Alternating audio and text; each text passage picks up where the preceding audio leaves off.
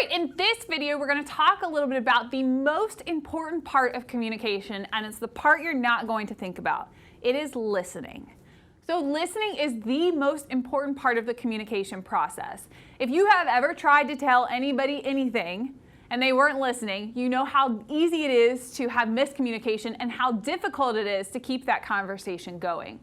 So listening is a skill that we don't really practice a whole lot. It's something that we're like, yeah, we're listening, but are we really? Probably not. And especially in today's society when we have so many different messages coming at us, listening is something that we're kind of losing the ability to do. So we're going to talk a little bit about the different types of listening and some tips for how to increase our listening effectiveness. So the first thing we're going to do is define what is listening. And listening, I'll kind of go from one end is hearing at the very base level, and then we're going to talk about really having active listening. So think about it on a continuum, right? There are different levels of listening. It's not you're listening or you're not. There are levels. So the first is hearing, and that really just means that your body is noticing that there are sound waves. So it's your ears picking up on those sound waves. It requires no active process. It's just your body telling you there's something going on out there. So it is a very, very low level. We can't really consider that what we think about as listening. Okay? It's just a physiological process. Where most of us end up is kind of in this next range. So understanding. It means that you are taking in that information and you are able to understand it. Okay, so it's not the Charlie Brown teacher, the womp, womp, womp, would be a good example of hearing. Like, I hear that there is sound. Do I understand that? Absolutely not. Hearing then goes into understanding, which is I can take in that message. Even more than that, remembering. So can you restore and recall that information and be able to give it back? So this would be a good example if you were listening in class. Hopefully you're listening at the remembering level, right? So you're able to take in that information, maybe make some associations in your brain, and then when it comes to test time, you are able to recall that information and prove that you know it. When we get into the last little bit, this is where it's a more active process. So interpreting, this is where you're able to take in that information and really just kind of analyze it and maybe empathize a little bit without judgment. So interpreting can happen more on an interpersonal level. Evaluating, you are doing some critical listening. So when you are looking at advertisements, messages through media, those would all be great examples of where that evaluating listening would be very good to use there. And responding. So we won't talk about this in this video, but there is a great method called RASA, R-A-S-A, and that is an excellent interpersonal listening strategy where you're able to demonstrate that you can do this right here, responding, the full level of listening. So you're receiving that information, which is the R. I'll go through it since we have some time. We'll let the person know that we are receiving that information through head nods, that type of thing. We are appreciating that information, so we're making appreciative noises. Oh, like, that sounds interesting. Tell me more.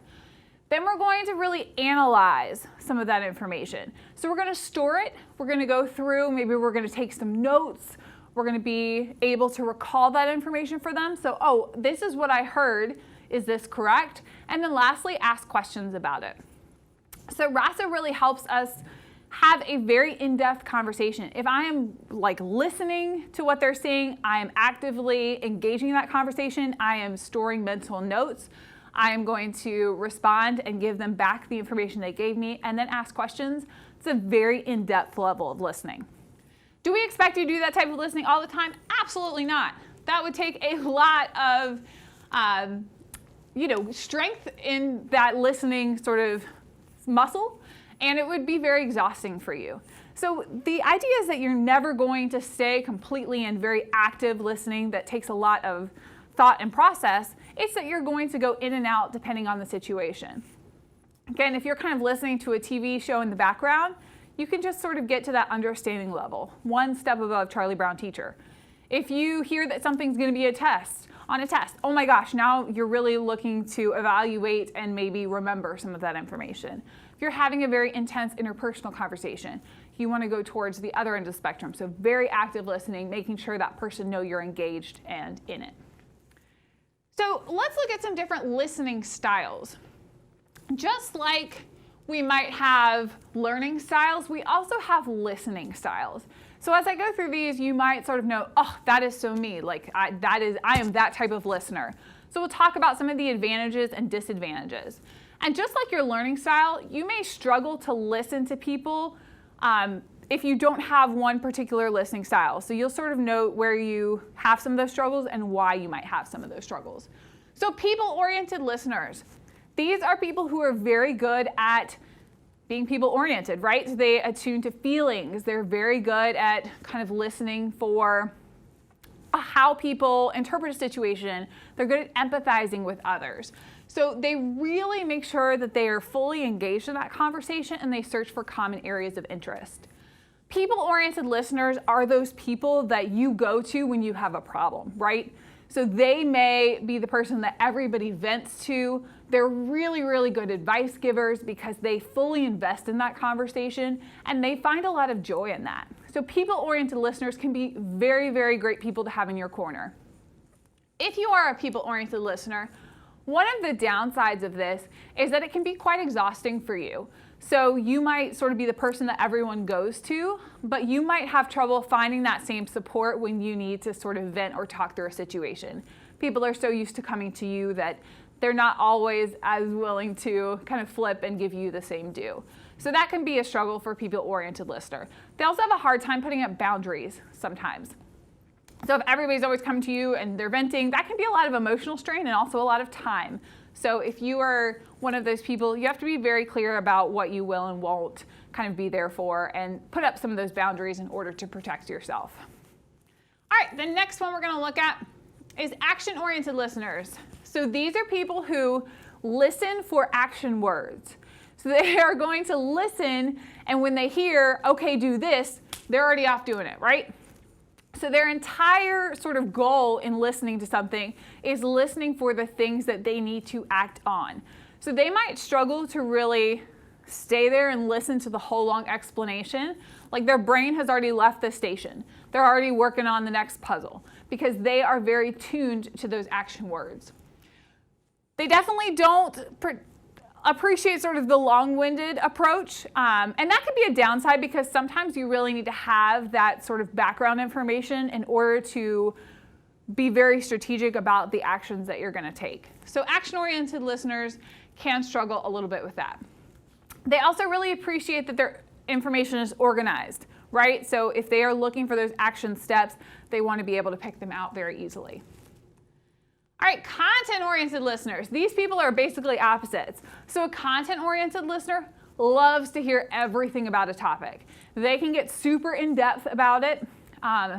There are no time limits. If they want to know about a subject, they want to just sit here and hear all the TED Talks, all the podcasts, everything about it. And they could just sit there for hours and hours and hours, but only if it interests them. So detail-oriented or content-oriented listeners very much want to hear the detailed information. They want to go through the facts. They want to really understand a process. And our last one, and this one is me. I struggle with this a lot. I am a time-oriented listener. I got a lot of things going, and so I want things in the shortest way possible so I can move on. I struggle in like really long meetings because I just want to get to the point and be on my way. So time-oriented listeners really, really do struggle with that. They like things that are very brief. They are not here for the 45-minute conversation about the background information. They really, really, really want to just have things in short, sweet packages and then be able to access those messages fairly often. So an issue with the time-oriented listener, while it's great that they are conscious of time, is that again, just like the action-oriented listener, sometimes they miss out on the important information that's more detailed and complex because it does take a little bit longer. So really the ideal thing would be to have one of each members on your team if you're putting a team together, but also just to sort of know your listening style, and that way you can kind of know why you respond or listen the way you do and maybe make some tweaks if you need to. So we have some barriers that happen or can maybe keep us from listening as well as we should. So a couple of barriers. The first one we all deal with, and that is that we are humans and we are egocentric by nature, unless you're Mother Teresa, right? So we generally think about ourselves before others. The best example of this is if you are in class or in a debate and you have such a great point, but it is not your turn. And the whole time you're just like, oh, I keep thinking about how I'm gonna respond. I wanna raise my hand, but you can't. So you just sit there and you think about it and you're hearing nothing else that's going on, right? Because you're just thinking about how you're gonna respond and your point. So that is an example of an egocentric barrier. I basically miss the whole conversation because I'm thinking about what I'm gonna say. That can also be true in an argument. For those of you who are married, if you ever had an argument with a spouse, I mean, the whole time you're thinking about all the comebacks you've got going on in there. So I'm never really hearing the other person. And that can be a huge barrier to listening. And that's often a subconscious thing, right? We don't mean to do it, but it's just human nature. So we have to be a little bit careful of that. Criticism, so certainly we can be a little bit subject to responding to criticizing mannerisms, etc. Again, we'll go back to the parent example. You know, if your parent talks to you in a particular tone of voice or with the hand on the hip, you already know what's coming. So you might already sort of engage in defensive listening because of their mannerisms. You know it's not going to be good for you, and so you just don't want to hear what they have to say. And then emotional noise. So just like we talked about psychological noise in the other video, this is noise that can impact how you receive that message. So if you've had a really bad day, or you got a lot going on, a lot of stress, that can impact your ability to listen. All right. So other barriers we're going to have, information processing barriers. This, probably love to see an updated statistic on this, but we hear so much. We are bombarded with messages. Think about in a class, you have your cell phone, you've got the teacher, you've got the other students, you've got hallway noise. So there are so many different things to attend to that your focus is probably not as concentrated as it could be, right? Because we have so many messages. So about 1 billion words per year. And love to see that updated because we probably see more than we hear these days just with social media and the presence of our phones, but you get the idea. Also processing rate. You speak roughly 125 words per minute. Some of you might speak faster or slower, but you can think a lot faster than that, right? So you can talk and this other part of your brain can just keep going and thinking and moving on. So you're able to really do two things at once, the sort of fallacy of multitasking, right? So I can pretend I'm listening, but I can still do a lot of other things while someone's telling me about their day, because my brain can work a lot faster than just interpreting that message. So something to think about. And then receiver apprehension, so you fail to adapt to psychological setting or the speaker. Maybe you just, again, don't like that person or have some sort of history with them and you're not able to fully get rid of that. Okay. And now we're going to look at some styles of effective listening. So the first thing we're going to look at, and think about these on a continuum as well, is this idea of empathic or objective listening. So this is great for interpersonal conversations. You want to sort of balance the idea of being very empathetic to the person and then being very objective. If you're empathetic, you feel what they feel. You are very kind of an emotional response. If you're objective, again, you're sort of a neutral third party, right? So sometimes in an interpersonal conversation, you want to be empathetic. Like you want them to understand that, yes, that is hard. Maybe they don't need advice or they don't need you to be objective right now. But sometimes, maybe within the same conversation, if you are hearing about a dispute, maybe you have to move to the objective part, right? So you want to sort of give them some objective advice or take both the sides of both parties and kind of objectively look at what's going on. So slipping in and out between empathic and objective is a great sort of strategy for interpersonal relationships. Non-judgmental and critical, this is great for evaluating like media messages. So sometimes you really need to critically evaluate what you're being fed, and then sometimes you don't necessarily have to, right? Like a kiddie video on YouTube. Do you need to critically evaluate that? Probably not. But in the time of elections or things like that, really evaluating like political ads would be a great example. You would want to critically evaluate any type of advertising that's being sort of shown to you. So those are sort of two opposites of that spectrum. This one's my favorite, and I think it's the most useful, surface and depth. Again, classroom example. If you're hearing a lecture, for the most part, you can probably skim on the surface. But then when you hear, oh, this is going to be on the test, all of a sudden you really want to listen in depth, right? You've been sort of warned that this is really important. And so now you're taking detailed notes. You're really making sure you comprehend and understand. So you can sort of dip in and out of surface and depth depending on what is sort of most important to you or what has been labeled as something you need to pay attention to. In-depth listening all the time would be quite time-consuming and quite an active process, so maybe not something that you're doing.